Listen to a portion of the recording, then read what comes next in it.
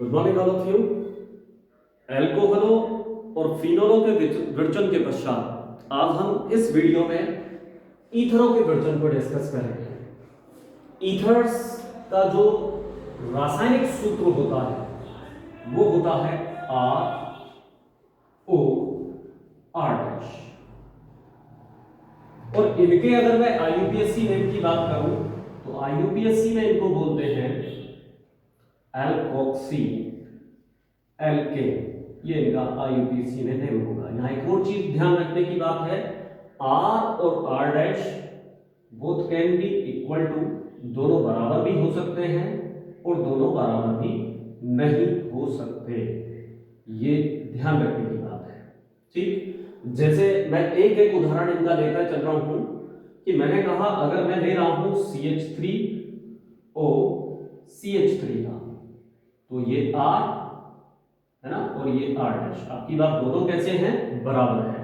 जब ये दोनों बराबर होते हैं तब आपको पता है इन्हें हम क्या बोलते हैं? सममित ईथर के नाम से जानते हैं।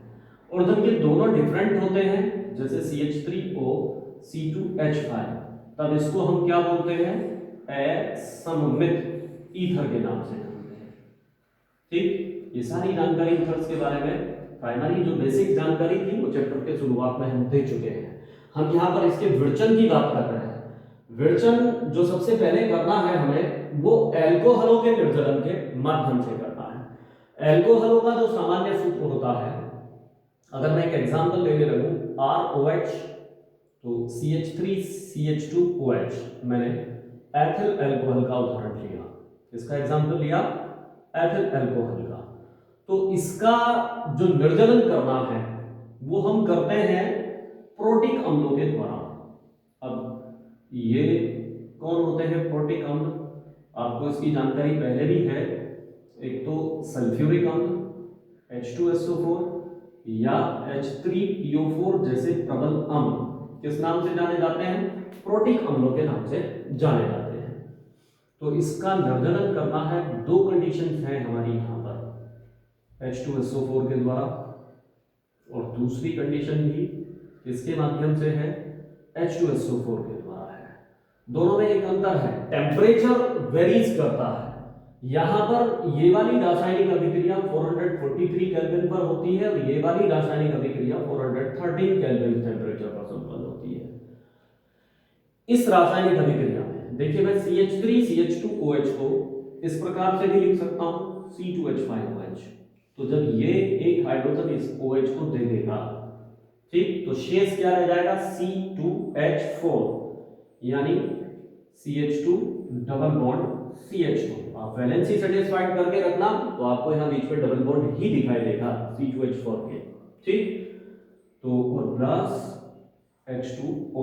तो ये यौगिक हमें कौन प्राप्त हुआ? दो कार्बन है, एथ और डबल बॉन्ड है, इसलिए से हमने क्या कहा? एथीन नामक यौगिक हमें प्राप्त हुआ। लेकिन चूंकि हमें एथीन नहीं बनानी है, हमें बनानी है क्या? ईथर्स का निर्माण करना है। तो इसलिए हम इस समीकरण की कंडीशन चेंज करते हैं और ताप 443 केल्विन के अपेक्षा हम कितना लेते हैं? 413 केल्विन लेते हैं। तो यहां भी रिएक्शन को अगर आप ध्यान देंगे तो हम क्या करेंगे? C2H5OH या इसके दो मॉलिक्यूल्स ले लीजिएगा, ठीक है, HOC2H5, ये मैंने दो मॉलिक्यूल्स ले लिए, ठीक।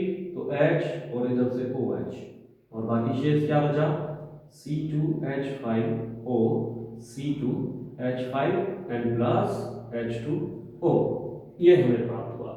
ठीक, तो यहां दो मॉलिक्यूल्स ले लिए हमने, तो हमें क्या प्राप्त हुआ? C2H5O C2H5 और प्लस H2O। ठीक, अब इसे क्या कह सकते हैं? या तो दो एथिल समूह है या तो इसे मैं डाई एथिल ईथर का नाम दे दूं। लेकिन IUPAC में आपको पता है दो कार्बन है तो एथेन और C2H5O को क्या कहेंगे? एथॉक्सी। तो इसका जो IUPAC में नाम हुआ वो क्या हुआ? Ethoxy ethane. ये हमें प्राप्त हुआ। तो अगर लैंग्वेज लिखने की बात करें तो मैं पूरी लैंग्वेज ऐसे दूंगा कि एल्कोहलों के निर्जलन के द्वारा, या आप ये कह सकते हो कि एल्कोहल प्रोटिक अम्लों जैसे H2SO4 और H3PO4 की उपस्थिति में निर्जलन के द्वारा अलग अलग परिस्थितियों में या विभिन्न परिस्थितियों में विभिन्न यौगिकों का निर्माण करती है। 443 केल्विन ताप पर H2SO4 के द्वारा एथिल अल्कोहल के निर्जलन के फलस्वरूप एथीन प्राप्त होती है और 413 केल्विन टेम्परेचर पर H2SO4 के से निर्जलन के द्वारा डाइएथिल ईथर या एथॉक्सी ईथेन प्राप्त होती है। ठीक, तो ये थी पहली लैंग्वेज। लेकिन इस समीकरण में ये जो अल्कोहलों का निर्जलन है इसमें एक लिमिटेशन है, और वो लिमिटेशन क्या है कि इस समीकरण के माध्यम से केवल आप इस प्रकार के ईथरों का ही निर्माण कर सकते हैं जिसमें प्राथमिक एल्किल समूह उपस्थित होते हैं। द्वितीयक या तृतीयक एल्किल समूह युक्त ईथरों का निर्माण इस विधि के द्वारा नहीं किया जाता, और द्वितीयक और तृतीयक एल्किल समूह युक्त ईथरों के निर्माण के लिए हम एक अन्य विधि जिसे विलियमसन संश्लेषण विधि के नाम से जानते हैं, और दिस इज मोस्ट इंपॉर्टेंट विधि है, इसका हम प्रयोग करते हैं। विलियमसन संश्लेषण विधि में हम क्या करते हैं कि जो सोडियम एल्कोक्साइड्स होते हैं, सोडियम एल्कोक्साइड्स का फार्मूला, ये फार्मूला है आपका सोडियम एल्कोक्साइड। ठीक, हो सकता है बुक्स में यहाँ प्लस का सिंबल लगा के दे रखा हो या माइनस का दे रखा हो, तो आप आसानी से डिफाइन कर सकते हैं कि सोडियम धात्विक तत्व है, पॉजिटिव, और जब पॉजिटिव है तो ध्रुवणता उत्पन्न करने के लिए इस पे कैसा चार्ज आ जाएगा, ऋणात्मक चार्ज आ जाएगा। साथ साथ एक चीज और बुक्स में दिखाई दे रही होगी, ऑक्सीजन का जो परमाणु क्रमांक है वो 8 है, इलेक्ट्रॉनिक विन्यास 2 6, बाह्यतम कोश में 6 इलेक्ट्रॉन होते हैं, 6 में से 2 इलेक्ट्रॉन एक R के साथ और एक Na के साथ बंध बनाने में प्रयुक्त हो जाते हैं, तो शेष कितने रह गए बाह्यतम कोश में 4, और these are the non pair of electrons. इनको इस तरह से भी शो किया जा सकता है, मत कीजिए इस तरह से शो, आप सीधे RONA का फार्मूला भी इस्तेमाल कर सकते हैं, लेकिन हमें सब कुछ जानने की कोशिश करनी चाहिए। RONA की अभिक्रिया, अगर मैं RX R दोनों सेम भी ले सकता हूं, दोनों भिन्न भी ले सकता हूं, जब मुझे सममित ईथर बनाने होंगे तो मैं दोनों R लूंगा, और जब असममित बनाने होंगे तो एक R लूंगा, एक R डैश लूंगा। ठीक, तो ये तो बात सिद्ध हो गई कि इस विधि के द्वारा सममित और असममित दोनों प्रकार के ईथरों का निर्माण हम विलियमसन संश्लेषण विधि से कर सकते हैं। ठीक है, तो अब यहां पर क्या होता है, देखिए सोडियम और हैलोजन, ठीक, और बाकी शेष क्या बचा, ROR डैश। तो ईथर्स, कैसा ईथर, असममित ईथर, सममित बनाना है तो दोनों R समान ले लीजिएगा, और प्लस NaX हमें प्राप्त हुआ। तो विलियमसन संश्लेषण विधि का प्रयोग सममित और असममित दोनों प्रकार के ईथरों के निर्माण के लिए किया जा सकता है। एक लिमिटेशन जो पहली वाली की थी वो यहां भी दूर होती है। हमने बताया था कि एल्कोहलों के निर्जलन के द्वारा केवल प्राथमिक एल्किल समूह युक्त ईथरों का ही निर्माण किया जा सकता है, जबकि इससे द्वितीयक और तृतीयक एल्किल समूह युक्त ईथरों का निर्माण भी पॉसिबल है। कैसे पॉसिबल है, तृतीयक एल्किल समूह युक्त ईथर का एक एग्जांपल मैं लेकर के चल रहा हूं यहां पर। ठीक है, तो एक उदाहरण में मैंने एक ऐसा कार्बन ले लिया जो टर्सरी कार्बन था,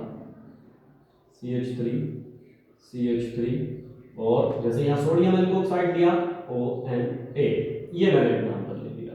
चाहो आप इस पे भी सिंबल लगा करके दिखा सकते हो, लीजिएगा, मेक्स नो डिफरेंस, है ना। जैसे इसको सोडियम एल्कोक्साइड्स कहा, ठीक, इसी तरह से ये सोडियम टर्सरी एल्कोक्साइड हो गया। ठीक, अब इसकी अभिक्रिया मान लीजिए मैंने BrCH3 RX से करा दी, ठीक, R स्टैंड फॉर CH3 और X stand for Br, halogen परमाणु, ठीक है ना। तो होगा क्या, ध्यान दें, तो ये Na और ये Br, बाकी शेष क्या रह गया, CH3 C CH3 O and CH3 और प्लस NaBr, ये हमें प्राप्त हुआ। अब ये क्या है, आप देखेंगे ये वाला कार्बन कैसा है, टर्सरी कार्बन है ना। तो मैंने कहा था कि इनका उपयोग सिर्फ प्राथमिक एल्किल समूह युक्त ईथरों के लिए किया जा सकता है, लेकिन यहां विलियमसन संश्लेषण विधि में हमने तृतीयक है ना एल्किल समूह युक्त ईथर का भी निर्माण किया है। तो ये इसकी स्पेसिफिक क्वालिटी है, जैसे वहां लिमिटेशन थी, यहाँ ये इसकी स्पेसिफिक क्वालिटी है। ठीक, ये अभिक्रियाएं जो मैंने अभी तक प्रदर्शित की, इनको निर्जलन या प्रतिस्थापन अभिक्रिया भी कह सकते हैं। अब एक दूसरा एग्जांपल मैं यहां पर लेकर के चल रहा हूं। अब की बार ये इससे बिल्कुल भिन्न है, मुझे ईथर का निर्माण नहीं करना, बल्कि ये उदाहरण जो है प्रतिस्थापन या निर्जलन अभिक्रिया का के साथ साथ है ना, इसमें यहां तो प्रतिस्थापन प्लस निर्जलन दोनों साथ साथ घटित होते हैं। ये उदाहरण है विलोपन अभिक्रिया का है। अब विलोपन अभिक्रिया में क्या होगा, यानी विलियमसन संश्लेषण विधि की विलोपन अभिक्रिया, इसको ध्यान से देखेंगे आप तो यहां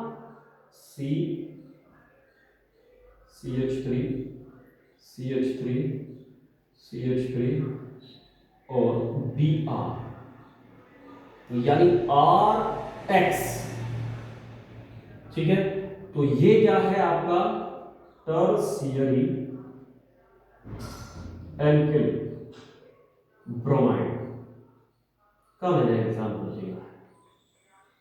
ठीक, तो टर्शरी एल्किल ब्रोमाइड की अभिक्रिया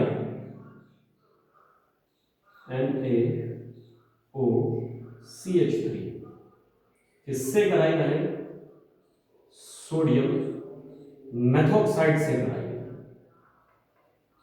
सोडियम मेथॉक्साइड से कराई। ठीक, तो रिएक्शन देखिएगा NaBr, ठीक है। बाकी ये देखिए CH3O और यहां से गई एक हाइड्रोजन।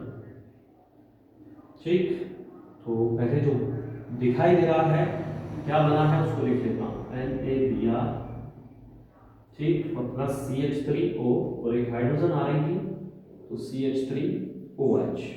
बाकी शेष क्या बचा, CH3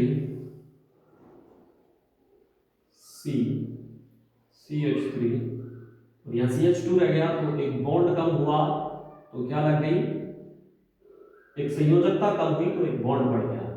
ये कौन है, एक एल्कीन है, डबल बॉन्ड युक्त यौगिक है, नाम आप लिख सकते हो। तो प्रोपीन है और दूसरे पर मैथिल समूह है, तो इसका यूपीएससी में नेम हो गया 2 मैथिल प्रोपीन। ठीक, ये जो ऊपर के एग्जाम्पल थे, ठीक है ना, ये प्रतिस्थापन अभिक्रिया के उदाहरण थे, लेकिन ये विलोपन अभिक्रिया का उदाहरण है। यहां मैं जो बताने जा रहा हूं तो ध्यान ये रखना है कि अगर आपका एल्किल हैलाइड, देख लीजिए RxCH3Br प्राथमिक है तो आपको ईथर ही प्राप्त होंगे, किंतु अगर एल्किल हैलाइड आपका तृतीयक है तो फिर वो प्रतिस्थापन अभिक्रिया नहीं करेगा, वो किसे करेगा, विलोपन अभिक्रिया को करेगा। विलोपन अभिक्रिया के फलस्वरूप वो ईथरों के स्थान पर, ठीक, डबल बॉन्ड युक्त यौगिकों यानी एल्कीनों का निर्माण करेगा। इसका कारण क्या है कि पहला कारण तो ये नाभिकरागी होते हैं। नंबर एक बात, जितने भी तृतीयक एल्किल हैलाइड्स होते हैं ये नाभिकरागी होते हैं। दूसरे प्रबल क्षारक होते हैं और तीसरे ये प्रतिस्थापन अभिक्रिया नहीं बल्कि कौन सी रासायनिक अभिक्रिया को संपन्न करते हैं, विलोपन की रासायनिक अभिक्रिया को संपन्न करते हैं। तो इस तरह से आपने देखा, चाहे वो अल्कोहलों का निर्जलन हो उसके द्वारा भी कंडीशन थी हमारी, ठीक, और विलियमसन संश्लेषण विधि के द्वारा हम सममित और असममित प्रकार के ईथर, द्वितीयक या तृतीयक एल्किल समूह युक्त ईथरों का निर्माण कर सकते हैं, किंतु टर्सरी एल्किल हैलाइडों की उपस्थिति के कारण प्रतिस्थापन अभिक्रिया के स्थान पर विलोपन की रासायनिक अभिक्रिया संपन्न होती है और ईथरों का परिवर्तन किसमें हो जाता है, एल्किनों में हो जाता है। यानी उत्पाद अब ईथर ना प्राप्त होकर के हमें कौन प्राप्त होते हैं, एल्कीन्स प्राप्त होते हैं। इसी प्रकार से एक और एग्जांपल हम ले सकते हैं और वो होगा हमारा एरोमेटिक यौगिक के साथ में। ठीक, यानी हमने जो एग्जांपल लिया वो लिया है आपकी बात फिनॉल के साथ में। तो फिनॉल का सूत्र क्या होता है, आप जानते हैं C6H5OH। ये किसका फॉर्मूला है, फिनोल्स का सूत्र है। फिनोलों की अभिक्रिया, ठीक, फिनोलों की अभिक्रिया अगर सोडियम हाइड्रोक्साइड के साथ कराई जाए, NaOH के साथ में कराई जाए, तो ये रासायनिक समीकरण आपको कई बार आ चुकी है, H और OH यानी -H2O। तो शेष क्या बचा, ध्यान देंगे, ONA, ये प्लस का ये माइनस का, ये कौन है, सोडियम फिनॉक्साइड नामक यौगिक हमें प्राप्त होगा। ठीक, तो इसे मैं एरोमेटिक कार्बन के लिए अलग से नोट डाल करके कर रहा हूं, इसका विलोपन से कोई लेना देना नहीं है। ठीक, अब ये जो सोडियम फिनॉक्साइड है, अब इसकी अभिक्रिया फिर से किसी एल्किल हैलाइड के साथ करनी है। एल्किल हैलाइड का फॉर्मूला RX, तो ये जो Na है और ये X है, क्या बन गया, -NaX के रूप में उत्सर्जित हो गई, और शेष क्या बचा,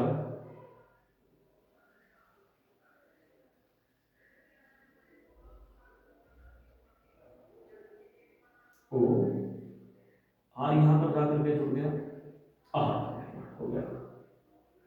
ठीक है, तो इस तरह से इन समस्त रासायनिक अभिक्रियाओं में दो मुख्यतः रासायनिक अभिक्रिया थी, एक अल्कोहलों का निर्जलन और एक विलियमसन संश्लेषण। ठीक, इन दोनों रासायनिक अभिक्रियाओं के द्वारा हमने जो हमारे ईथर्स थे उनके विरजन की विधि को पढ़ा।